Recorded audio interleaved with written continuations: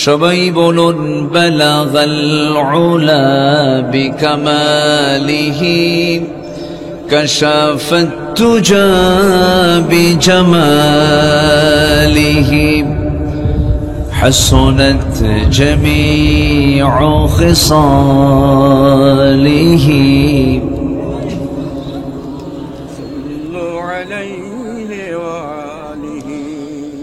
सूरत यूसुफ बिदारी हिकमत लुक़मान इमाम कारी कुरआन बारी ये है दिले सादिमान इमाम बलगल उला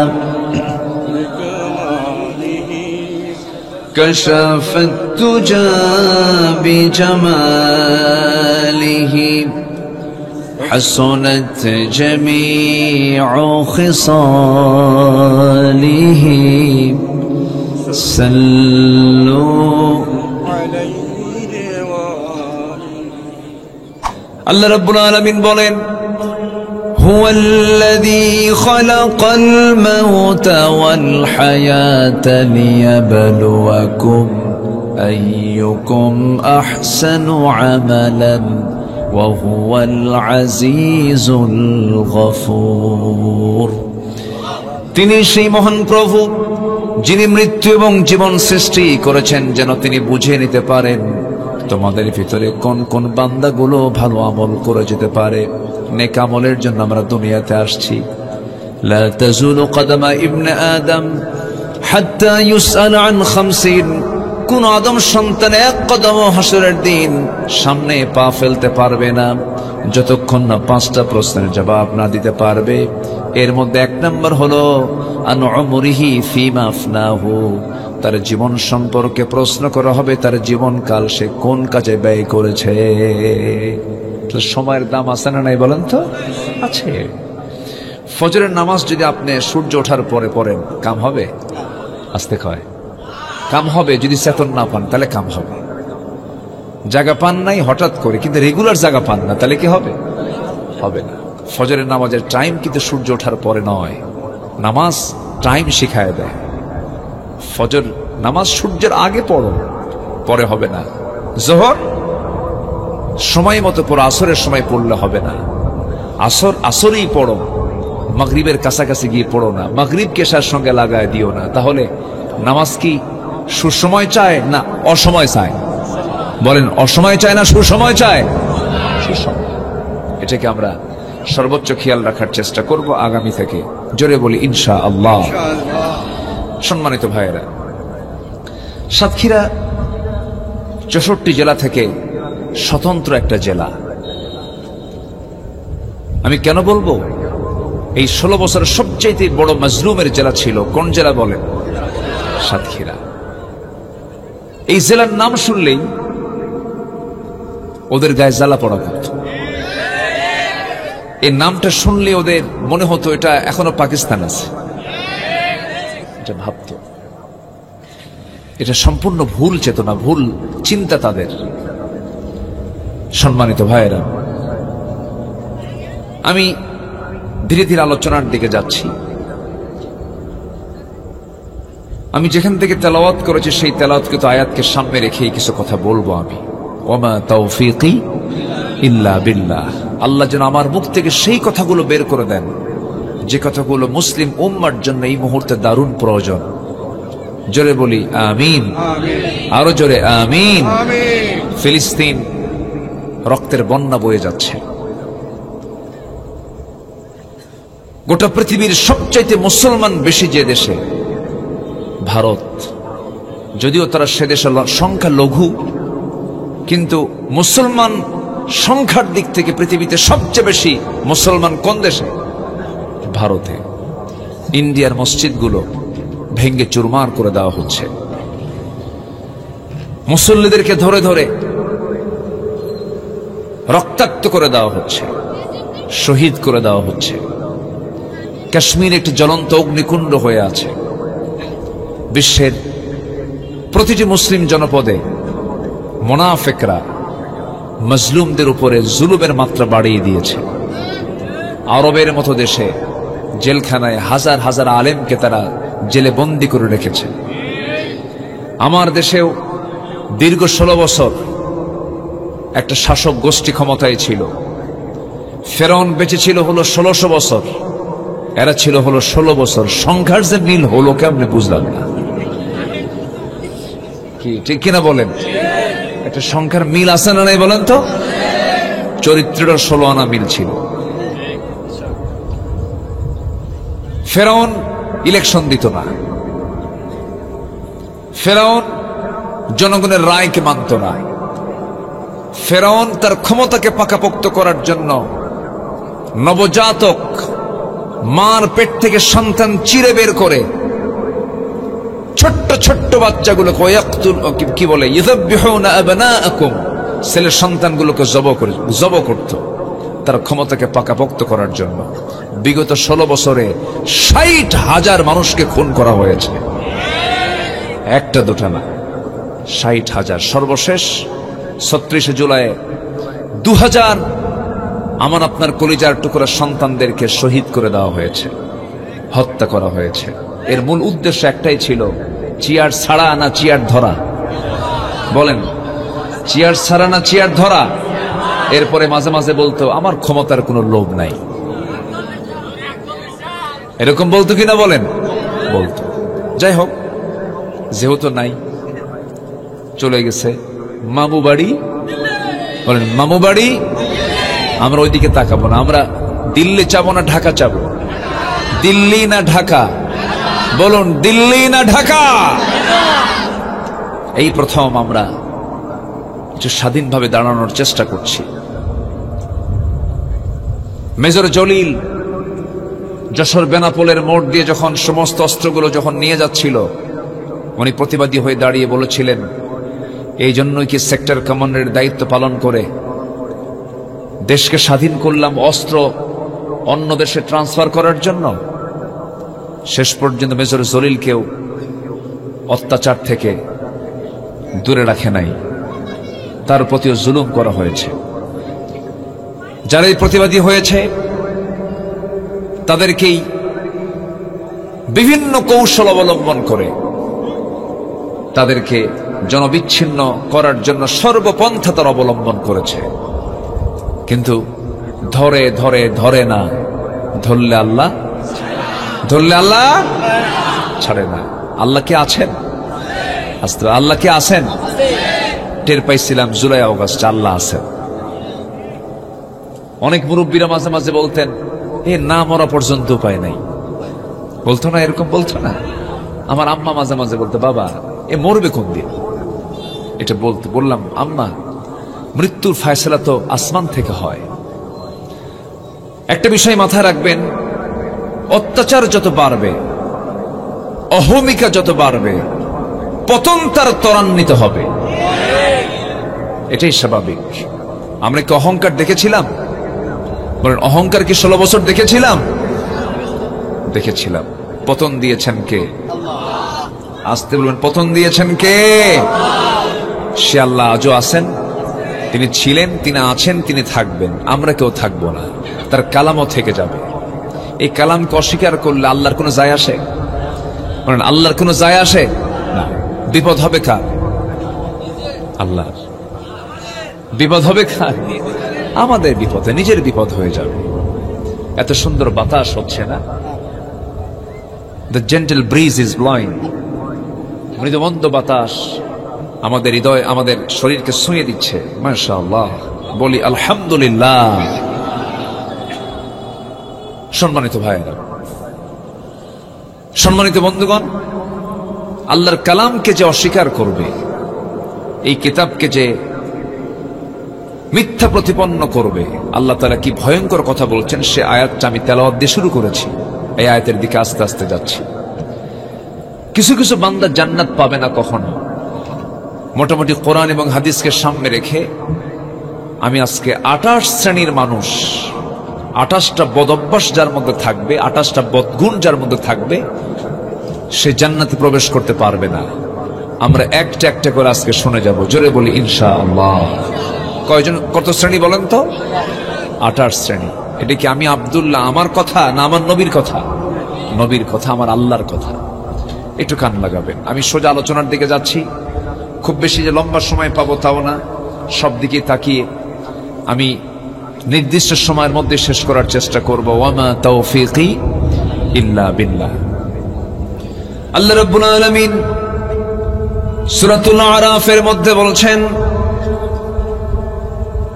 আল্লাহ রাব্বুল আলামিন সুন্দর করে বলছেন, ইন্নাল্লাযীনা কাযযাবু বিআয়াতিনা ওয়াস্তাকবারু আনহা লা তুফাত্তাহু লাহুম আবওয়াবুস সামা ওয়ালা ইয়াদখুলুনাল জান্নাতা হাত্তা ইয়ালিজাল জামালু ফি সাম্মিল খিয়াত وكذلك نجزي المجرمين জোরে বলুন আল্লাহু আকবার।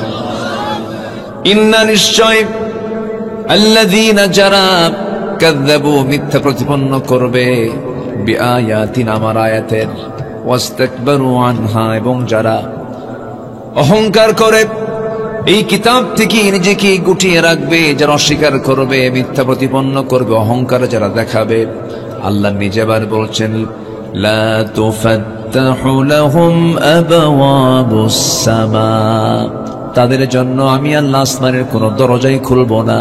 বাবুন এক বচন, এক দরজা, আবওয়াব বহু বচন, মানে আসমানের দরজা একটা না 7টা?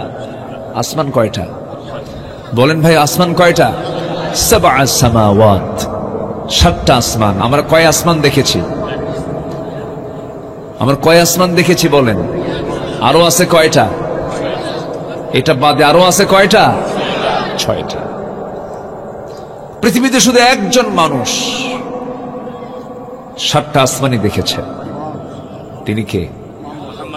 বলুন বলুন বলুন বলুন, মুহাম্মদ সাল্লাল্লাহু আলাইহি ওয়াসাল্লাম।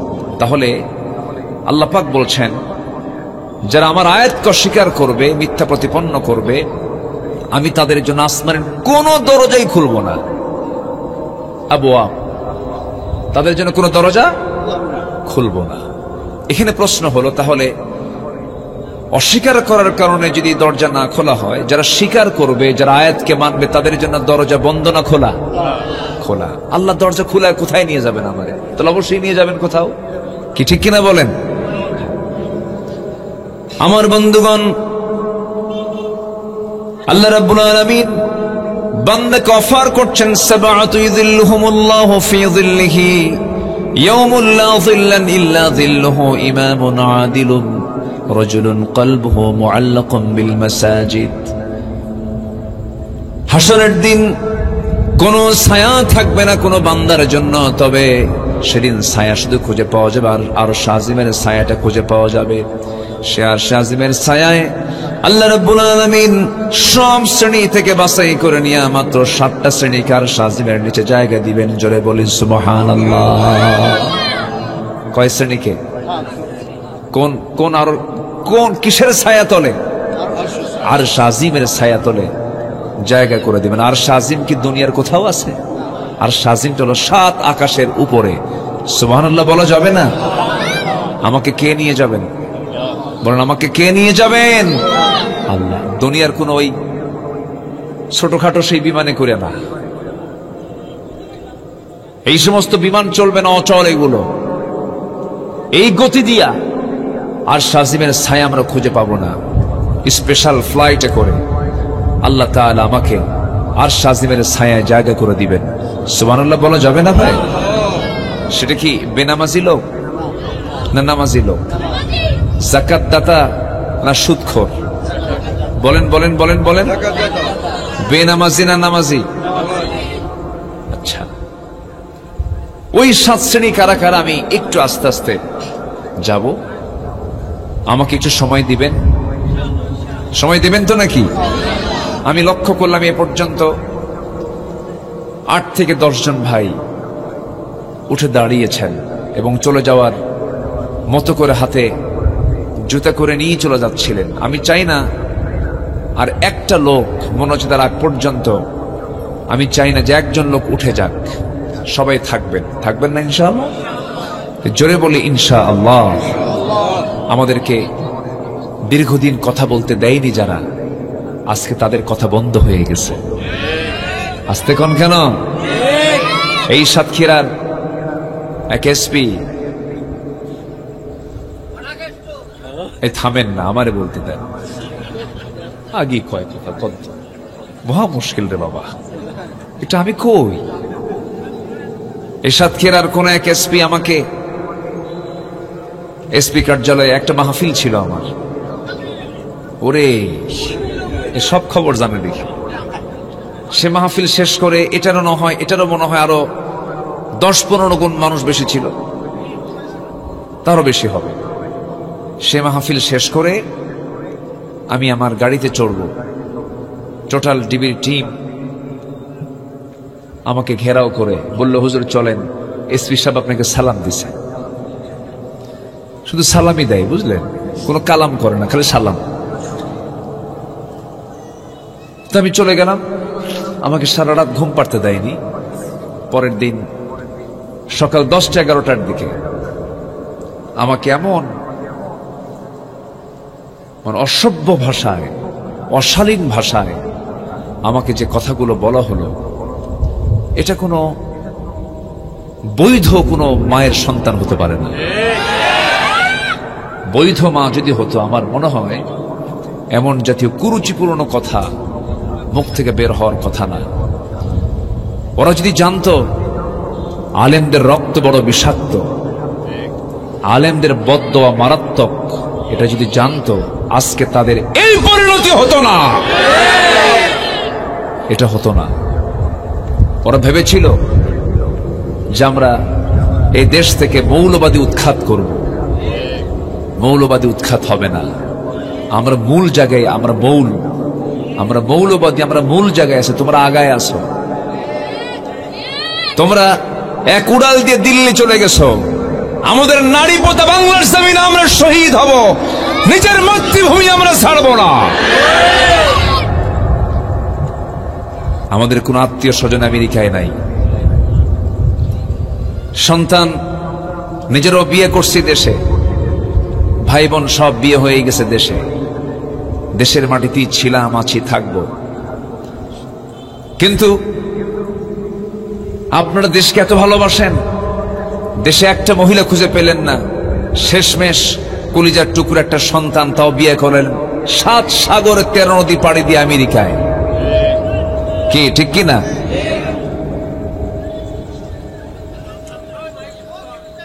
আমার লাইট মারে কে? টার্গেট লাইট মারে কে?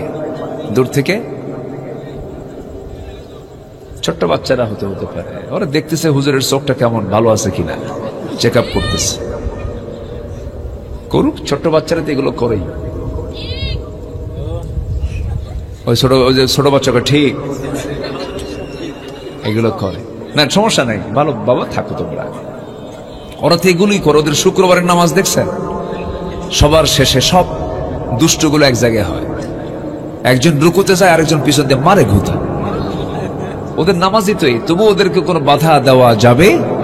ওদের নামাজ ওটাই নামাজ, ওরা ওইরকম করে নামাজ পড়বে, ওদের ওই নামাজই কবুল করবেন কে? আল্লাহ তাআলা। সম্মানিত ভাইরা, ও আবার লাইট আবার মারতেছে, এই ছেলে, জি আমার দিকে তাকান। সম্মানিত বন্ধুগণ,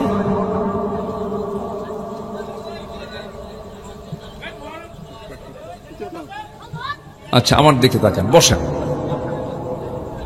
সম্মানিত বন্ধুগণ, যদি কোনো পুরুষ কোনো নারীকে বিয়ে করতে চায়, ইজাব কবুল আগে দরকার না ঈমান আগে দরকার?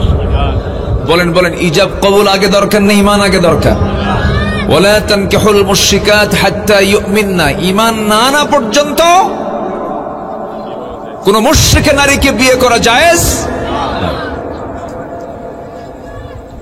এতগুলো দেশে মহিলা বসে আছে, এতগুলো মানুষ এই দেশে, দেশপ্রেম কত, 7 সাগরে 13 নদী পাড়ি দিয়া আমেরিকায় বিয়ে করলেন, নিজে মুসলমান, বউটা খ্রিস্টান।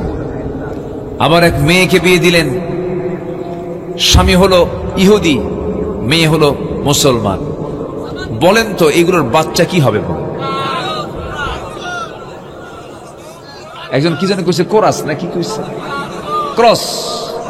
হ্যাঁ, গাধা আর ঘোড়ার মিলনে, গাধা আর ঘোড়ার মিলনে যে বাচ্চাটা হয় এটা হচ্ছে খচ্চর।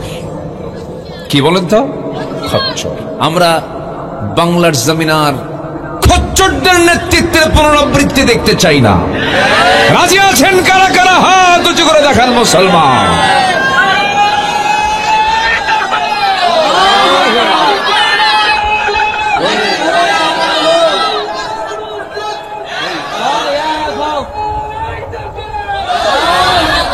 আল্লাহ কবুল করুন, জোরে বলি আমিন। যাক, আলোচকেরও মাইক, শ্রোতারও মাইক। এই এমনি কি সাতক্ষীরা? খুব ভালো, মাশাআল্লাহ। আমি এটা বিচিত্র দেখলাম আজকে, খুব ভালো। আলহামদুলিল্লাহ, বলি আলহামদুলিল্লাহ। মুহাদ্দিস আব্দুল খালেক সাহেবকে চেনেন আপনারা? মানুষ এত ভদ্র হয়, এত ভদ্র মানুষ।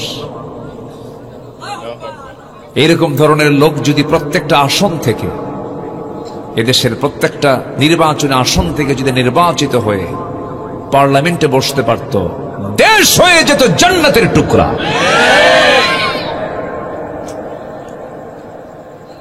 কিন্তু 16 বছর নির্বাচনই হয় নাই।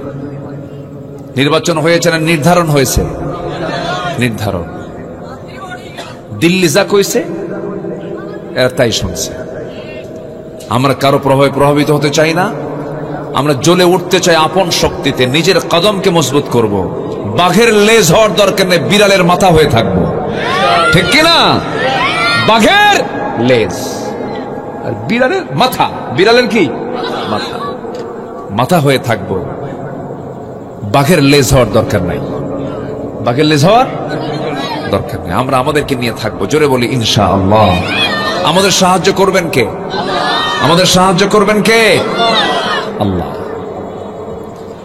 আল্লাহ রাব্বুল আলামিন সূরাতুল আরাফের 40 নম্বর আয়াতে বলছেন, যারা আমার আয়াতকে অস্বীকার করবে এবং অহংকার যারা দেখাবে। অহংকার মানে হলো আল্লাহর আয়াতকে তো মানি না, আবার বলে এই আয়াতে কেমন কি হবে, এই আইন দিয়ে সমাজ চলবে না। এটা কি বিনয়ের কথা না অহংকারের কথা? এই খুলনা বিভাগে একজন বড় বুজুর্গ আছে, কুষ্টিয়ার ভেড়ামারায় তার বাড়ি, আল্লামা হাসানুল হক ইনু। নাম শুনছেন আপনারা? ইনু। আমি চ্যালেঞ্জ ছড়ে দিলাম, ওই এলাকার জনগণ তার একটা মেম্বারও ভোট দেবে না। কোন দলের কোন কর্মী নাই, এক নেতা এক দল, এক নেতা এক দল। নিজেও ডুবছে, সবাইকে নিয়ে ডুবাইছে। তেতুল হুজুর বলেছে আলেমকে, আল্লামা সাইদির মতো মানুষকে বলেছে কুলাঙ্গার। অনেক কথা বলেছে, অনেক শব্দ চয়ন করেছে আলেমদের বিরুদ্ধে, ইসলামের বিরুদ্ধে। কুটকুট করে হাসি দিয়েছে, মিষ্টি বিতরণ করেছে। যেই ট্রাইব্যুনালে ওরা বিচার করেছে, সেই ট্রাইব্যুনালে আল্লাহ ওদেরকে হাজির করিয়েছে। আল্লাহ আছে না নাই?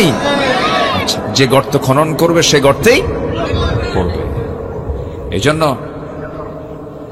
মাথায় রেখে চলতে হয়, জুলুম কখনো করা যাবে না, অহংকার করা যাবে।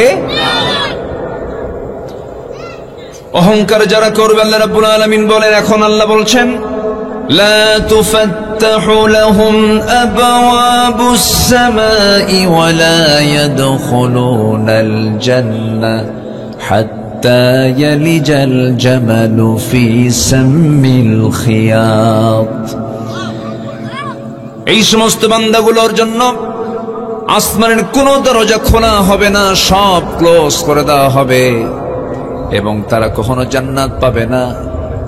যেমন করে বৃহৎ আকারের একটা উট যেমন ছিদ্র, ছোট্ট সুঁয়ের ছিদ্র পথে যেমন প্রবেশ অসম্ভব, এমনি করে ওই সমস্ত বান্দার জন্য জান্নাতে যাওয়া তেমনই অসম্ভব। উদাহরণটা কত ভয়ঙ্কর উদাহরণ! একটা সুঁয়ের ছিদ্র পথে চোখে কম দেখা লোক একটা সুতাই ঢুকাতে পারে না, সেই সূচের সেই ছিদ্র পথে একটা উট যেমন প্রবেশ অসম্ভব, এই সমস্ত বান্দার জন্য আমার জান্নাতে যাওয়া তেমন অসম্ভব। কি রাগ করে কথা আমার আল্লাহ বলেছেন। আমার ভাইয়েরা, এই জন্য জান্নাত পাওয়ার জন্য আমরা অহংকারী হব না, বিনয়ী হব। প্রতিশোধ নেব না, ক্ষমা করব। এই 16 বছর এরা ছিল, এরা কি ক্ষমা করেছে না প্রতিশোধ নিয়েছে? প্রতিশোধ, খালি প্রতিশোধ। আমার বাপের বিচার, আমার নানার বিচার, অমক বিচার, খালি বিচার। এখন দুঃখ, এখন নিজে আস্বাদন করো, নিজে এগুলো ভোগ করো, দেখো কেমন লাগে। রাগ করতেছেন নাকি? রাগ করলেও কোনো যায় আসে না, কিচ্ছু যায় আসে না, কারণ বহু অত্যাচার সহ্য করেছি। একটু কথা শুনতেই হবে, একটু মনোযোগ দিয়ে শোনেন। তাহলে জান্নাতে যাবে না 28 শ্রেণী। কত শ্রেণী বলেন? 28 শ্রেণী। এর মধ্যে একটা শ্রেণী কিন্তু বলে দিয়েছে অলরেডি, সেটা হলো যারা আমার আয়াতকে, যারা আল্লাহর কোরআনকে যারা অস্বীকার করেছে। এটা দিয়ে আইন চলবে না, এটা দিয়ে সমাজ চলবে না, এটা দিয়ে রাষ্ট্র চলবে না, এমন লোক তো আমার দেশে নাই। আসতে বলবেন না, আছে না? নাই। যারা আছে তারা কি নামাজ পড়ে কিনা বলেন? নামাজও পড়ে, প্রথম কাতারের মুসল্লিও বটে, মুখে দাড়িও আছে, মাশাআল্লাহ চোখে সুরমাও লাগানো আছে, মাথায় টুপিও আছে, পরনে লম্বা কাপড়ও আছে, মাঝে মাঝে ওমরায় যায়, সবকিছুই করে। কিন্তু বলে যে না, আল্লাহর আইন এই সমাজে চলতে পারে না, সব শেষ। জমিন যার, হুকুম চলতে হবে তার। এই জমিন আমরা কার আইন চাই বলেন? আসতে বলবেন না, কার আইন চাই? এই কথা বলতে নিয়ে যে ব্যক্তি দুর্বলতা প্রকাশ করবে, তার ঈমান আছে না গেছে? চলে গেছে। জমিন যার, হুকুম চলতে হবে তার। ইনিল হুকমু ইল্লা লিল্লাহ। এটা কি আমার কথা না আল্লাহর কথা? এটা কি মোল্লার কথা না আল্লাহর কথা? আল্লাহর কথা। আমার জমিন, আমার আইন চলতে হবে, কোন আইন চলবে না। এই জাতীয় মানসিকতা নিয়ে যে বান্দা চলবে, তার জন্যই জান্নাত অবধারিত। আল্লাহ রাব্বুল আলামিন সূরা আরাফের 40 নম্বর আয়াতের পরে একটা আয়াত বলেছেন, এরপর আরেকটা তৃতীয় আয়াতে বলছেন, ওয়াল্লাযীনা আমানু ওয়া আমিলুস সালিহাতি লা নুকাল্লিফু নাফসান ইল্লা ওয়াসআহা উলাইকা আসহাবুল জান্নাতি হুম ফিহা খালিদুন। জোরে বলুন আল্লাহু আকবার। তবে হে, যারা ঈমান আনবে এবং নেক আমল করবে, ওই সমস্ত বান্দাগুলো জান্নাতের বাসিন্দা হয়ে যাবে। এবং যে জান্নাতে একবার ঢুকবে, এটা তার জন্য অস্থায়ী কোনো জায়গা নয়, তার জন্য আমি আল্লাহ রাব্বুল আলামিন স্থায়ী জান্নাতের বন্দোবস্ত করে দেব। জোরে বলে সুবহানাল্লাহ। আরেক জায়গায় বলছেন, ইন্নাল্লাযীনা আমানু ওয়া আমিলুস সালিহাতি কানাত লাহুম জান্নাতুল ফিরদাউসি নুজুলা খালিদিনা ফিহা লা ইয়াবগুনা আনহা হিওয়ালা। এবং আয়াতের শেষে বলছেন, সূরার শেষে বলছেন, ফামান কানা ইয়ারজু লিকা রাব্বিহি ফালইআমাল আমালান সালিহান ওয়ালা ইউশরিক বিইবাদাতি রাব্বিহি আহাদা। ও বান্দা, ঈমান আনবে, নেক আমল করবে, আমি তোমাকে স্থায়ী জান্নাত দিয়ে দেব, 1 নাম্বার জান্নাত দেব। জোরে বলুন সুবহানাল্লাহ। এবং আল্লাহ বলছেন, যে বান্দা আমার সঙ্গে লিকা করতে চায়, ফামান কানা ইয়ারজু লিকা, যে বান্দা আমার সঙ্গে সাক্ষাৎ করতে চায়, ফেস টু ফেস হতে চায়। লিকা মানে হলো মাঝখানে কোনো আড়াল থাকবে না, লেখা যে ব্যক্তি আমাকে দেখতে চায়, আমার সঙ্গে সাক্ষাৎ করতে চায়, সে যেন দুইটা আমল করে আসে। একটা হচ্ছে নেক আমল করবে এবং শিরিক মুক্ত হয়ে আমার কাছে আসবে। পূর্ণিমার চাঁদ যেমন স্পষ্ট দেখা যায়, একজন ইমানদার বান্দা জান্নাতে আল্লাহকে তেমন ভাবেই দেখতে পাবে। জোরে কোন সুবহানাল্লাহ। সবাইকে জান্নাতে আল্লাহকে দেখতে রাজি আছেন? সবাই দেখতে রাজি আছেন তো ইনশাআল্লাহ? আল্লাহর আয়াতকে অস্বীকার করব না স্বীকার করব? দল করব কার? আরো জোরে, দল করব কার? কোন ব্যক্তির না আল্লাহর? কোন নেতার না আল্লাহর? নেতা মানব কয়জনকে? সেটা কার দেওয়া? কার নির্ধারণ করে দেওয়া? সেই নেতার নাম কি? বলুন, সেই নেতার নাম কি? মুহাম্মদুর রাসূলুল্লাহ। বাস, ক্লিয়ার কথা। এখানে কোনো ফাঁক ফোক রাখা যাবে না। অনেকে বলে ধর্ম ব্যক্তিগত বিষয়, ধর্মকে রাষ্ট্রের সঙ্গে নিয়ে আসা যাবে না। ধর্ম যার যার পার্সোনাল ব্যাপার। পাক্কা শয়তান ওটা। ওটা কি শয়তান বলেন? পাক্কা শয়তান। যে বলবে ধর্ম ব্যক্তিগত বিষয়, এটা রাষ্ট্রে নিয়ে আসা যাবে না, ওটা পাক্কা, মানে ও শয়তান, দেখতে ওই রকমই, ওটাই শয়তান। ধর্ম কোনো ব্যক্তিগত শুধু বিষয় না, ধর্ম রাষ্ট্রেরও বিষয়। রাষ্ট্র সংস্কার হবে ধর্ম দিয়া। রাষ্ট্র ধর্মকে চালাবে না, ধর্ম রাষ্ট্রকে চালাবে। কথা ক্লিয়ার? কথা ক্লিয়ার? রাষ্ট্র দিয়ে ধর্ম চলবে না, ধর্ম দিয়ে রাষ্ট্র চলবে। ইসলাম দিয়ে রাষ্ট্র দিয়ে ইসলাম চলবে না, ইসলাম দিয়ে রাষ্ট্র চলবে। ইসলাম দিয়ে রাষ্ট্রের অধীনে ইসলাম না, ইসলামের অধীনে রাষ্ট্র। এই কনসেপ্ট বদ্ধমূল করতে হবে। দেখবেন দেশে একটা পরিবর্তন চলে আসছে। ইসলামকে সামনে রাখতে হবে। ব্যক্তির চেয়ে দল বড়, দলের চাইতে দেশ বড়, এটা কোন কথা? এটা একটা কুফরি কথা। ব্যক্তির চেয়েও দল বড়, রাষ্ট্রের চেয়েও দল বড়, সেই দলের নাম হচ্ছে ইসলাম। কি আছে না এই কথা? ভয় না? ব্যক্তির চেয়ে দল বড়, দলের চাইতে দেশ বড়। কে কইছে? ব্যক্তির চাইতে দল বড়, দেশের চাইতেও দল বড়। কারণ দল কার দেওয়া? আস্তে, দল কার দেওয়া? আল্লাহর দেওয়া। আমার কথায় মনে হয় মনক্ষুণ্ণ হচ্ছেন। সকল ক্ষমতার উৎসকে না জনগণ? বলেন বলেন, এই সমস্ত কথাগুলো সমাজে চালু আছে না নাই? সকল ক্ষমতার উৎসকে আন্নাল কুওয়াতা লিল্লাহি জামিআ।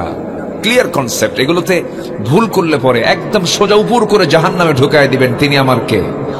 আল্লাহ তাআলা। নামাজ কিছু কাজা হয়ে গেছে, আল্লাহ মাফ করতে পারেন। রোজা কিছু বাদ গেছে, আল্লাহ মাফও করতে পারে। হাক্কুল্লাহ তো এটা, হাক্কুল্লাহ না, আল্লাহ মাফও করতে পারেন।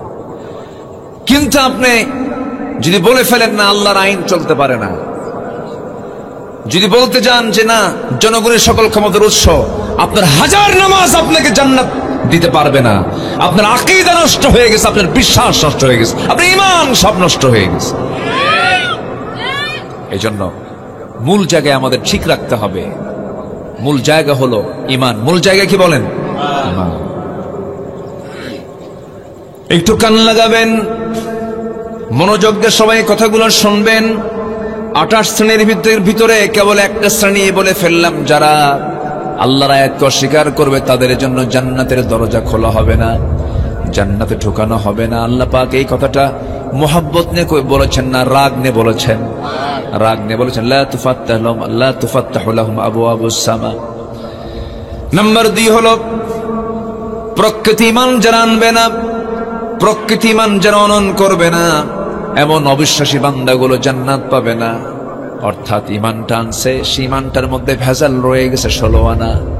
আল্লাহ রাব্বুল আলামিন এক জায়গায় বলছেন, ওয়ালা তালবিসুল হাক্কা বিল বাতিল, তোমরা হকের সঙ্গে বাতিলকে মিশ্রণ করতে যেও না। দেখবেন কিছু কিছু লোক নামাজও পড়ে আবার সুদও খায়। এটা মনে হয় সাতক্ষীরাতে নাই। এখন কি উঠবেন না ভাই? উঠলে কিন্তু ভাববো ওটাই সুদ খায়। ওয়াজের পয়েন্ট অনুযায়ী একটু খেয়াল করিলেন। নামাজও পড়ে সুদও খায়, আবার মসজিদে গিয়ে নামাজ পড়ে, আবার নাইট ক্লাবে গিয়ে মদের বোতলও টানে।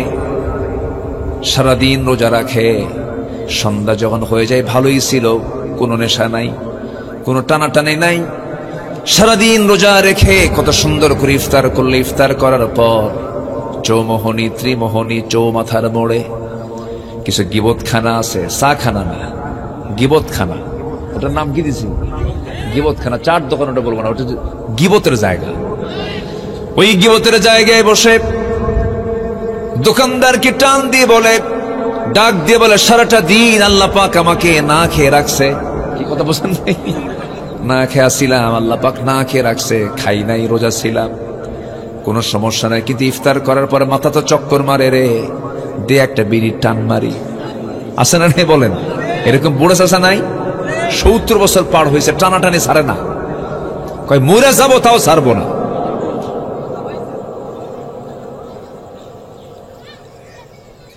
আপনি রোজা রাখলেন, সামান্য বিড়ি ছাড়তে পারলেন না, আপনি কি রোজা রাখলেন? তা তো হলো না। আবার এটা নিয়ে প্রশ্ন করে, হুজুর বিড়ি খাওয়া জায়েজ আছে কিনা, মানে উনি জায়েজের চেষ্টায় আছেন। এগুলো করা যাবে না। কোন গুনাহ ছোট নয়, সব গুনাহ বড়। কোন গুনাহকে ছোট মনে করবে যে সেও একটা গুনাহগার। কি কথা কি বুঝতেছেন কি আপনি? ইমানদারদের যত্ন হবে আমার জীবনে যেন কোনো গুনাহ স্পর্শ না করে, কোনো গুনাহ যেন আমার জীবনে যেন কখনো আসে না আসে। ছোট হোক বড় হোক, কোনো গুনাহ আমার জীবনে ছোঁয়ানো যাবে না, লাগানো যাবে না। কোন নফল কাজকেও বাদ দেওয়া যাবে না। রাস্তায় চলতেছেন, মাহফিল থেকে যাওয়ার পথে যদি দেখেন রাস্তার মাঝখানে একটা খোয়া পড়ে আছে, তরিকুল আযাব, যে খোয়ার উপরে, যে জিনিসটার উপরে পা রাখলে পরে একজনের পাটা মস্কে যেতে পারে, সে পড়ে যেতে পারে, স্লিপ কাটতে পারে। আপনি করলেন কি, আস্তে করে সেই কষ্টদায়ক বস্তু রাস্তা থেকে আস্তে করে হাতের মধ্যে তুলে নিয়া অথবা পা দিয়ে সরাই একটা সাইডে রেখে দিলেন। আল্লাহ রাসূল বলছেন ইমানের 70টারও বেশি শাখা প্রশাখা আছে, এর মধ্যে এটাও হলো ইমানের একটা শাখা। জোরে কোন সুবহানাল্লাহ। কোনো কিছু কি খাটো চোখে দেখা যাবে না, সমস্ত আমলগুলো লুটপাট করে নিতে হবে। নেক আমলগুলো একটাও বাদ দেওয়া যাবে না, খামসা মেরে নিয়ে আসতে হবে। খামসা মারা বোঝেন তো? হ্যাঁ, এলাকায় কি বলে এটা? খামসা বলে তো না? হ্যাঁ, ধরে ধরে নিয়ে আসা। আপনাদের ভাষা তো অনেক সুন্দর, সাতক্ষীরার মানুষের ভাষা অনেক মিষ্টি, কিন্তু ভাত খেয়ে যাবেন বলো, বলো বলে না, ভাত খেয়ে যাবেন বলো। এই বলো শব্দটা আপনাদের ভাষার গহনা। বলি আলহামদুলিল্লাহ। নোয়াখালীর মানুষের ভাষার গহনা হলো ভাত খাবেন কেন, মানে ভাত খাবেন কেন, যাবেন কেন, যাবেন কেন, ওরে কেন বলে। এরকম এখানে বলো বলে, নোয়াখালীতে কেন বলে। লক্ষ্মীপুরে এবং ভোলাতে এরা যে বলে, হুজুর দোয়া করবেন যে, ভাত খাবেন যে, কোথায় যাবেন যে, সব জায়গায় যে। লোক তারা নোয়াখালীতে কেন, লক্ষ্মীপুরে যে, সাতক্ষীরায় বলো। হ্যাঁ, আর রাজশাহীতে কেমন আছো গো, ভাত খেয়েছো গো। কি কথা কি বুঝতেছেন আপনারা? এই যে বলে দিল। এই যে ভাষা, এই যে ভাষার গহনা। একটা নারীকে মানায় কখন, গহনা যখন লাগায়, তো প্রত্যেকটা ভাষার মধ্যে একটা গহনা আছে না নাই? আচ্ছা, এই গহনাগুলো কে ঢুকায় দিয়েছেন? গহনাগুলো ঢুকায় দিয়ে বলতেছেন, বলো যখন বলবে ভাত খেয়ে যাবেন বলো সাতক্ষীরা, যখন বলবে কেন নোয়াখালী, যখন বলবে যে লক্ষ্মীপুর, যখন বলবে গ রাজশাহী। আলহামদুলিল্লাহ। সম্মানিত ভাইয়েরা, কথার তো কোনো থা নাই, বহুদিকে চলে যাচ্ছি, লাইন আবার আসি। ইমানটা আমরা আনবো দিল থেকে না মুখ থেকে? বলেন, মুখ থেকে না দিল থেকে? দিল থেকে। মুখে তো বলবই লা ইলাহা, এবং এটা দিলে লালন করবো। জোরে বলি ইনশাআল্লাহ। কোন আইন মানে না, কার আইন ছাড়া? আল্লাহর আইন ছাড়া। এটার উপরে টিকে থাকতে হবে। টিকে থাকাটাই সবচেয়ে বড় চ্যালেঞ্জ। এই 16 বছর বহু আলেম বাতিলদের তোষামদি করেছে, প্রধানমন্ত্রীর মদতপুষ্ট হয়ে খতিবের পদটা পর্যন্ত দখল করেছিল। পৃথিবীর ইতিহাসে কোথাও দেখি নাই। হয়তো রাষ্ট্রপ্রধান, প্রধানমন্ত্রী তিনি ক্ষমতাচ্যুত হয়েছেন, দেশ থেকে চলে গেছেন, কিন্তু পৃথিবীর ইতিহাসে মনে হয় এই প্রথম প্রধানমন্ত্রীও নাই, বাইতুল মুকাররমের খতিবও নাই। কি ঠিক আছে না? ঠিক আছে না? আউট। কওমি জননী খেতাব দিয়েছিলেন তিনি, কওমি জননী। কত তেল মারা হলো, তেল মারা কাম তো হলো না। সম্মানিত বন্ধুগণ, ঈমান এনেছি, ঈমান নিয়ে আমরা টিকে থাকবো। জোরে বলি ইনশাআল্লাহ। এটাই সবচেয়ে বড় চ্যালেঞ্জ। বিশ্বস্ত সুস্ত্রী আমি জানাচ্ছি আপনাকে,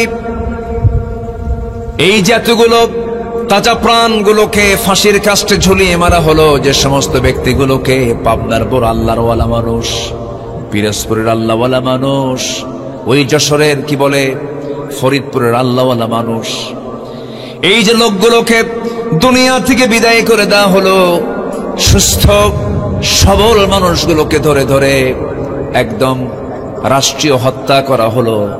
এই সমস্ত লোকের কিন্তু কোনো দোষ ছিল না, দোষ ছিল একটাই, তারা বলেছেন ঈমান এনেছি, এর উপরে আমরা টিকে থাকবো, বাতিলদের সামনে মাথা নত করব না। শুধু বলেছিল রাজনীতি ছেড়ে দাও, দল ছেড়ে দাও, তোমাদেরকে ছেড়ে দেওয়া হবে। তারা বলেছেন জীবন দিয়ে দিব, কিন্তু কোনোদিন দল ছাড়বো না, আল্লাহর দল করেই যাব। ফাঁসির রশি গলায় ঝুলায় নেব, শহীদ হয়ে যাব, হাসতে হাসতে ফাঁসির মঞ্চে চলে যাব, বাতিলদের কাছে মাথা নত করব না।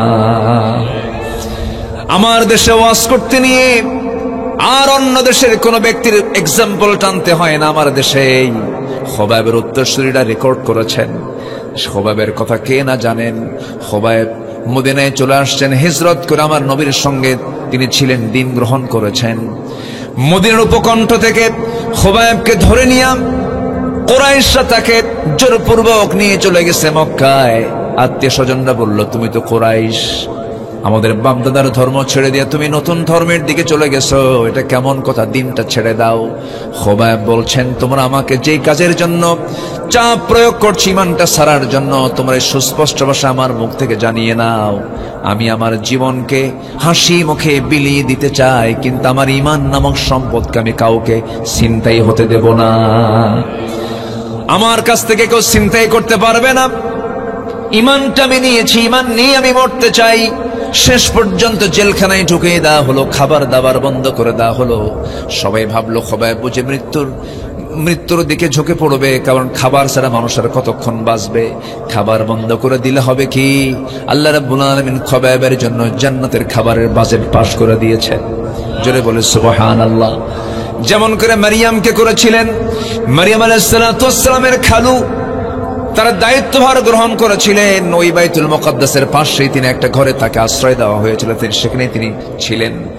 কিন্তু 3টা দিন 4টা দিন যখন খালু জাকারিয়া আলাইহিস সালাম দেখতে যেতে ভুলে গেছেন, তালা মারা ছিল, তালাবদ্ধ দরজা যখন খুলে যখন ভিতরে ঢুকলেন 4 দিন পর, সামনে দেখেন অসময়কালীন ফলমূলগুলো সামনে কে যেন হাজির করে রেখেছে। সঙ্গে সঙ্গে জাকারিয়া বলছেন, হে মারিয়াম, আন্না লাকি হাদা ইয়া মারিয়াম, এগুলো কোন জায়গা থেকে পেলে? তিনি বলছেন, ক্বালাত হুয়া মিন ইনদিল্লাহ, খাবারগুলো কে দিয়েছেন? আসতে বলবেন না, কে দিয়েছেন? আল্লাহর পক্ষ থেকে আসছি। আল্লাহ যাকে দেন অবারিত রিজিক তাকে দিয়ে দেন।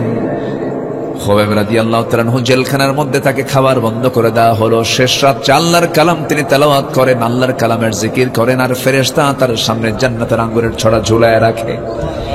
আঙ্গুরগুলো খান, টসটসা আঙ্গুর, চেহারাও টসটসা হয়ে গেল। 2-3 মাস চলে গেছে, খাবার নাই, পানি নাই, কিন্তু সে বেঁচে আছে কেমনে? চতুর্দিকে এই সংবাদ ছড়ে গেল। কুরাইশরা ভাবলো, এই অবস্থা যদি চলতে থাকে সব তো ইসলাম কবুল করে ফেলবে, দিন গ্রহণ করে ফেলবে। অতএব খোবাইবকে আমরা বাঁচাবো না, দুনিয়া থেকে বিদায় করে দেব। শেষ পর্যন্ত চূড়ান্ত আইন যখন পাশ হয়ে গেল, তাকে দুনিয়া থেকে বিদায় করে দেবে। খোবাইবের মুখে হাসি, চেহারার মধ্যে আনন্দের স্ফুরণ দেখা যাচ্ছে, কারণ কিছুক্ষণ পর সাক্ষাৎ হবে কার সাথে? আসতে বলবেন না, কার সাথে? ঈমানদারের মৃত্যু ঈমানদারের জন্য দুঃখের বিষয় না আনন্দের বিষয়। মৃত্যু হবে, সাক্ষাৎ হবে কার সাথে? আসতে বলবেন না, কার সাথে? আল্লাহর সাথে। সাইয়েদনা খোবাইব রাদিয়াল্লাহু তাআলা আনহুর যখন চূড়ান্ত সিদ্ধান্ত যখন পাকা হয়ে গেছে, তাকে শুলে চড়ায়া দুনিয়া থেকে বিদায় করবে, খোবাইব প্রস্তুতি নিয়ে নিলেন। বলা হলো, খোবাইব তোমার আত্মীয় স্বজন আছে, তুমি কারোর সঙ্গে কি দেখা করতে চাও নাকি? খোবাইব বলছেন, আল্লাহর কসম করে বলে দুনিয়াতে আমার যত আত্মীয় স্বজন আছে, আমার কারোর সঙ্গে কথা বলার দরকার নাই, সাক্ষাতেরও কোনো প্রয়োজন নাই। তবে আমার শেষ ওসিয়ত তোমরা যদি পূরণ করতে চাও, যেহেতু মরেই যাচ্ছি, আমি শহীদ হয়ে যাচ্ছি, আমি আমার শেষ ওসিয়ত যদি পূরণ করতে চাও তোমরা, আমি তোমাদেরকে বলবো কিচ্ছু চাই না আমি, আমাকে ওযুর জন্য কিছু পানি আমাকে দিতে পারবা নাকি? আমি ওযু বানাবো, ওযু বানায়া নামাজে দাঁড়াই আমি আল্লাহর সঙ্গে একটু কথা বলবো, আমাকে সুযোগটা দিয়ে দাও। ওযুর পানি দেওয়া হলো, ওযু বানালেন, নামাজে দাঁড়ালেন, 2 রাকাত নামাজ শুরু করলেন। প্রথম রাকাত লম্বা সূরা দিয়ে নামাজ পড়লেন। দ্বিতীয় রাকাতে নামাজ পড়তে নিয়ে ভাবলেন, লম্বা যদি নামাজ পড়ি কাফের মুশরিকরা আমাকে সন্দেহ করতে পারে, মৃত্যুর ভয়ে বুঝি খোবাব নামাজটাকে লম্বা করতেছে। এই চিন্তা মাথায় নিয়ে করলেন কি, দ্বিতীয় রাকাতে গিয়ে ছোট্ট ছুড়া পড়লেন, একটু তাড়াহুড়ো করলেন, রুকু করলেন, সিজদা দিলেন। নামাজটা শেষ করেই আকাশের দিকে 2টা হাত উঁচু করে বলছে, কান্না বিজড়িত কণ্ঠে, অশ্রুপূর্ণ চক্ষু নিয়ে বলতেছে, আকাশের মালিক আল্লাহ, আমার তো মন বলছে আমি দুনিয়া থেকে বিদায় নিয়ে নেব, কারণ তুমি আমার নাকের ভিতরে জান্নাতের ঘ্রাণ ঢুকায় দিয়েছো। আজকে 6 মাস যাবত আমি আমার প্রাণের চেয়ে প্রিয় রাসূলকে দেখতে পাই না, তার দরবারও দেখতে পাই না। হে আল্লাহ, আমি যদি দুনিয়া থেকে বিদায় হয়ে যাই, আমার বিদায়ী সালামটা তুমি আল্লাহ আমার নবীর দরবারে পৌঁছায় দিবা। এই দোয়া সম্পন্ন করলেন। কেউ তাকে ধরলো না, জোড়াজড়িও করলো না। দোয়া শেষ, সঙ্গে সঙ্গে দৌড় মারলেন, ফাঁসির মঞ্চের দিকে দৌড় মারতেছেন। পিছন থেকে কুরাইশরা বলে, খোবাব তুমি কি পাগল হইছো নাকি? কেন, কেউ কি মরার জন্য দৌড়ায় নাকি? তিনি বলছেন, আমি তো মরার জন্য দৌড়াই না, আমার আল্লাহ রাব্বুল আলামিন আমার জন্য 8টা জান্নাতের দরজা আমাকে দেখায় দিতেছে। জোরে বলি সুবহানাল্লাহ, আরো জোরে বলি সুবহানাল্লাহ। আমার বন্ধুগণ, ঈমান এনেছেন, ঈমান নিয়ে টিকে ছিলেন, ঈমান নিয়ে শেষ পর্যন্ত তিনি তার ঈমানের উপরই অটল ছিলেন। শেষ পর্যন্ত হলো কি, তিনি ফাঁসির মঞ্চের দিকে যখন দৌড় মারলেন, তাকে আটকায় ফেললো, 2টা হাত বাঁধলো, 2টা পা বাঁধলো। এবার বলছে, খোবায়েব এখনো সময় আছে, তুমি কি বলবা বলো। তিনি বলছেন, তোমরা আমাকে যতই প্রস্তাব দাও না কেন, আমার মুখ থেকে বের হয়েছে লা ইলাহা, আরো জোরে লা ইলাহা ইল্লাল্লাহ। এই পথ থেকে ছাড়াতে পারবে না, কারণ এই পথ তো খুব মজবুত। আলম তারা কাইফা দারাবাল্লাহু মাসালান কালিমাতান তাইয়িবাতান কাশাজারাতিন তাইয়িবাহ আসলুহা সাবিতু ওয়া ফারউহা ফিস সামা। জোরে বলুন আল্লাহু আকবার। আমি কখনো ছাড়তে পারবো না কালেমা। হঠাৎ করে একজন বলে ফেললো, খোবায়েব তোমার এই জায়গায় যদি তোমার হাত পা না বেঁধে যদি মুহাম্মদ বিন আব্দুল্লাহর হাত পা বাঁধা হতো, কতই না ভালো হতো। এই কথা বলা মাত্র তিনি এমন খেপে গেলেন, বুঝতে দিলেন না, প্রচন্ড খেপে গেছেন ভিতরে ভিতরে। মুখের মধ্যে কয়েক মিনিট ধরে সব মুখের লালাগুলো, সব থুতুগুলো মুখের মধ্যে জমা করেছেন। হাত তো বাঁধা, পা বাঁধা, কি করবেন তিনি? যখন বারবার বলতেছিল, সব থুতু জমা করে যে ব্যক্তি বলছে মুহাম্মদকে এখানে বেঁধে রাখলে কেমন হতো, মুখের সমস্ত থুতুগুলো তার মুখ বরাবর মেরে দিয়ে বলছে, আল্লাহর কসম করে বলি, আমার চোখের সামনে আমার নবীর একটা পশমের ক্ষতি হবে, আমি তাকে হালে কখনো ছেড়ে দিতাম না। নবীর প্রতি প্রেম কত, নবীর প্রতি মোহাব্বত কত। এই সাহাবী যখন মুখে থুতু মেরে দিলেন, রাগটা বেড়ে গেছে। রাগ বেড়ে যাওয়ার সঙ্গে সঙ্গে করলো কি, এক জোরে শক্তি প্রয়োগ করে তরবারিতে তার ডান হাতে আঘাত করলো। ডান হাতটা ছিটকে পড়ে গেল। খোবাব মুস্কি মুস্কি হাসি মারলেন। আরেকজন কাফের এসে বাম হাতে মেরে দিল। বাম হাতটা ছিটকে গিয়ে ডান হাতের সঙ্গে মিলিত হয়ে গেল। একটা করে অঙ্গহানি করে। খোবাইবের মুখ থেকে আওয়াজ বের হয়, হাসির আওয়াজ বের হয়, চিৎকার করে হাসতেছেন। সবাই বলছে, খোবাইব তোমার আমার একটা করে অঙ্গহানি করে তুমি চিৎকার মেরে হাসো কেন? খোবাইব বলছেন, তোমার আমার একটা করে অঙ্গহানি করতেছো, আল্লাহ রাব্বুল আলামিন জান্নাতের হুরগুলো আমাকে দেখায় দিতেছে। খোবাইব শেষ পর্যন্ত দেখতে পেলেন তার সমস্ত অঙ্গ প্রত্যঙ্গগুলো কেটে কেটে ফেলতেছে, কিন্তু তার মুখে একটাই আওয়াজ, লা ইলাহা ইল্লাল্লাহ। দুনিয়া থেকে বিদায় নিয়ে নিলেন। একজন কাফের এসে মেসা তরবারির চোখা অংশ দিয়া বুক দিয়ে ঢুকে পিঠ দিয়ে বের করে দিল। খোবাইব দুনিয়া থেকে বিদায় নিলেন। আমার নবী মদিনার মসজিদ থেকে আলোচনা অবস্থায় চট করে দাঁড়ায় গেলেন, আলোচনা বন্ধ করে হাত উঁচু করে অশ্রুপূর্ণ চক্ষু নিয়ে রাসূলকে দেখে বলছেন, সালামুন আলাইকা ইয়া খোবাইব, সালামুন আলাইকা ইয়া খোবাইব, সালামুন আলাইকা ইয়া খোবাইব।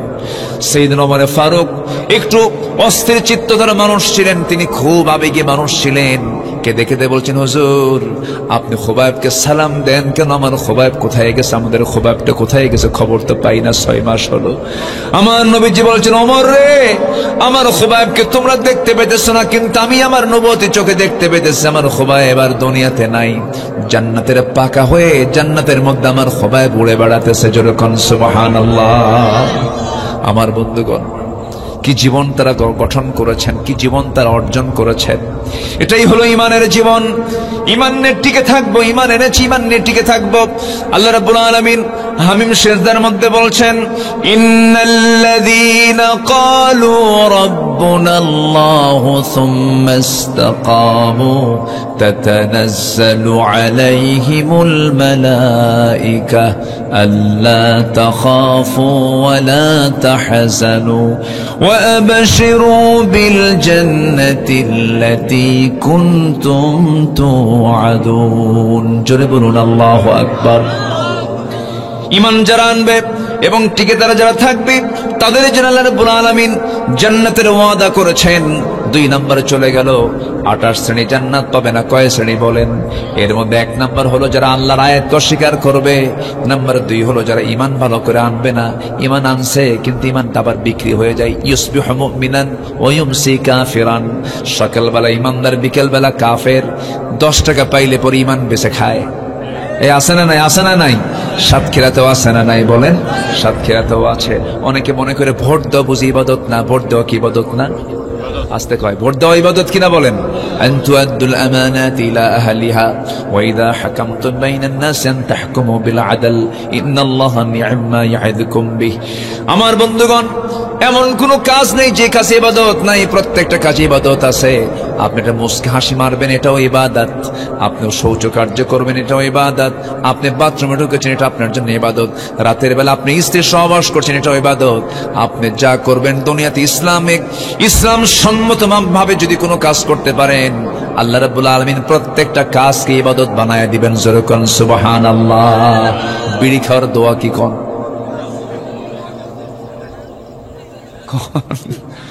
এটা কোনো ইবাদত?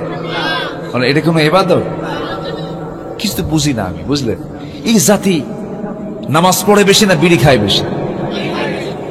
এত বিড়ি মানুষ খায়, সে টানগুলো দেয় কি? এক টানে ধোয়া 3 তলায় পাঠায়। টানতেছে সুখ টান, প্রতি টানে তৃপ্তি আনে, প্রতি টানে তৃপ্তি আনে। এগুলো খাবো না, এগুলো নেশার দিকে যাবো না। জোরে বলি ইনশাআল্লাহ। জান্নাতের মধ্যে এগুলো পচা খাবার আল্লাহ দিবেন না।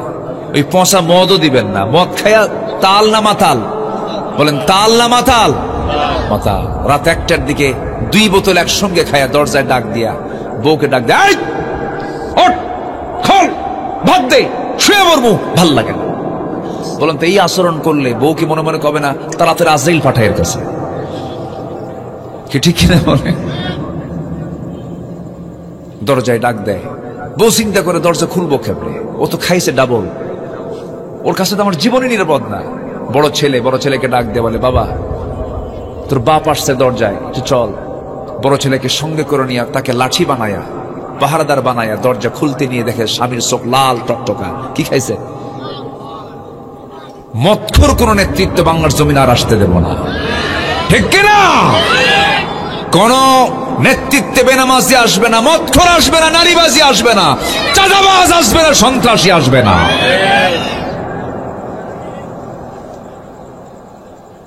বইয়ের দিকে তাকায় লাল টকটকা চোখ, কিছু কয় না, হুঁশ তো নাই। কিছুক্ষণ পর ছায়া থেকে বলে, আম্মা আসসালামু আলাইকুম। বউ কয়, তোমার কি একটু হুঁশ নাই? বড় একটা যুবক ছেলে সামনে দাঁড়ানো, ওর সামনে তুমি আমার মা বলে ডাকলা? ছেলের দিকে তাকায় বলে, দুলা ভাই আসসালামু আলাইকুম। যে খাবার খায়া আপনি মাতাল হয়ে যান, ওটা কোনো খাদ্য? ওটা কি হালাল হতে পারে? কোনদিন হালাল হতে পারে না। জান্নাতে আল্লাহ পাক শরাব দিবেন, কিন্তু সেই জান্নাতের শরাব হবে কি শরাব? যে শরাবটা পান করলে, সে ড্রিঙ্কসটা পান করলে যৌবন শক্তি ডাবল থেকে ডাবল হবে, লিভার শক্তিশালী হবে, বুকের শক্তি বেড়ে যাবে, চেহারার সৌন্দর্য বেড়ে যাবে। আর দুনিয়ার মদ খাইলে লিভার ভালো হয় না, পচে যায়। চোখ কি ভিতরে থাকে না, বের হয়ে আসে। বের হয়েছে লাল টকটকে, মানে ডাকাত। এগুলো খাবো না। জান্নাতের মধ্যে থাকবে 4টা নহর। কয়টা নহর থাকবে বলেন? জান্নাতে যাবো না আমরা ভাই? জান্নাতে যাবো না? এগুলো সব তথ্যগুলো একটু নিয়ে যাই। জান্নাতের মধ্যে কয়টা নহর থাকবে? 4টা নহর থাকবে। সবাই নেবেন না ইনশাল্লাহ জান্নাত? সবাইকে জান্নাত নিতে রাজি আছেন তো? পচা মদের দিকে যাওয়া যাবে না, পচা নেতৃত্বের দিকে যাওয়া যাবে না, দুনিয়ার দল করা যাবে না। দল করে যেতে হবে কার দল? আসতে বলবেন না কার দল? হারাম কোনো খাদ্যের কাছে যাওয়া যাবে না, হারাম কোনো খাদ্যের কাছে যাওয়া যাবে না। একটু লাইনে আসেন, আমি আসতেছি। এই 28টা শ্রেণী আজকে বলবো, যদি ফজরও হয় তাও দেখছেন, তাও রাজি। বলি আলহামদুলিল্লাহ। সম্মানিত ভাইয়েরা, সম্মানিত বন্ধুগণ, 4টা নহর, মধুর নহর। কিসের নহর বলেন? এই মধু কোন বনে আছে? আস্তে আস্তে কয়, সুন্দরবন কই? বলি আলহামদুলিল্লাহ। তাহলে জান্নাতের একটা ফ্লেভার এখানে আছে না নাই? তবে জান্নাতের যে মধুটা একটু ভ্যারিয়েশন হবে, এটা আলাদা হবে। দুনিয়ার এই মধুর মতো মধু হবে না। দুনিয়ার মধু তো আল্লাহ তাআলা মৌমাছিকে ডিপার্টমেন্ট দিয়েছিলেন। মৌমাছি হলো আমার আল্লাহ তাআলার তৈরি করা ওষুধ ফ্যাক্টরির এ হচ্ছে মূল প্রধান দায়িত্ব। আল্লাহু আকবার বলেন। তো আল্লাহর ওষুধ ফ্যাক্টরির দায়িত্ব আল্লাহ পাক কাকে দিয়েছেন? মৌমাছিকে। মানুষকে দেন নাই। মানুষ তো চোর। মানুষ কি চোর? বানাতে দিলে ওখান থেকে চুরি করে খাবে। এই জন্য আল্লাহ পাক মানুষকে দেননি। মধুর ডিপার্টমেন্ট সম্পূর্ণ ছেড়ে দিয়েছেন সূরাতুন নাহল মৌমাছির কাছে, তুই বানা। ওয়াউহা ইলান নাহলি আনিত্তাখিদি মিনাল জিবালি বুয়ুতা। এই যে সুন্দরবনের এই মধুগুলো আমরা পাই, এই মধুগুলো যে বিভিন্ন ফুলে ফলে পড়ে, যে মৌমাছিগুলো মধুগুলো সংগ্রহ করে নিয়ে আসে, এই মধুগুলো সংগ্রহ করে নিয়ে আসে কিসে নিয়ে আসে? মৌমাছিগুলো কিসে নিয়ে আসে বলেন তো? কিসে করে নিয়ে আসে বলেন? মুখে না কোথায়? কি বলেন, একটু বলেন না। হ্যাঁ, ভেতরে। দেখছেন কি চালাক, দেখেন ভেতরে, মানে কিচ্ছু বলে না, ভেতরে একটা, মানে এমন উত্তর দিছে যে উত্তর আপনি বুঝে নেন কোনটা ঠিক। মুখে না পেটে? হ্যাঁ, মুখে না পেটে? একজন কইছে পেটে এবং মুখেও। বান্দা তো খুব চালাক, তাই না? কোরআন বলছে, দেখেন কোরআন বলতেছে, কোরআন বলতেছে ইয়াখরুজু মিন বুতুনিহা শারাবুন মুখতালিফুন আলওয়ানুহা ফীহি শিফাউল লিন্নাস। জোরে বলুন আল্লাহু আকবার। প্রত্যেক মৌমাছি একটা দুইটা নয়, 550 মৌমাছি 1 পাউন্ড মধু তৈরি করতে নিয়া 550 মৌমাছিকে প্রায় 20 লক্ষ ফুলের উপরে তাদেরকে ঢুকতে হয়, যেতে হয়। 20 লক্ষ ফুলকে টাচ না করা পর্যন্ত তারা 1 পাউন্ড মধু তৈরি করতে পারে না। 550 মৌমাছি যদি 20 লক্ষ ফুলের উপরে যদি তারা যেতে হয়, বিজ্ঞান গবেষণা করে দেখেছে প্রায় 14.5 লক্ষ কিলোমিটার জার্নি তাকে করতে হয়। 14.5 লক্ষ কিলোমিটার জার্নি করা মানে গোটা পৃথিবীকে 3 বার ঘুরে আসা সম্ভব হবে। এত কষ্ট করে যেই মৌমাছি মধুগুলো বিভিন্ন ফলে ফলে পড়ে সেখান থেকে টেনে টেনে নিয়ে এসে মৌচাকে জমা করে, আর সেই মৌচাকের মধুগুলোর ভিতরে যারা সাদেক আলীর গোল্লার মিষ্টির শিরা ঢুকায় দেয়, বলুন তো তারা ফাঁসি হওয়া দরকার একবার না বারবার?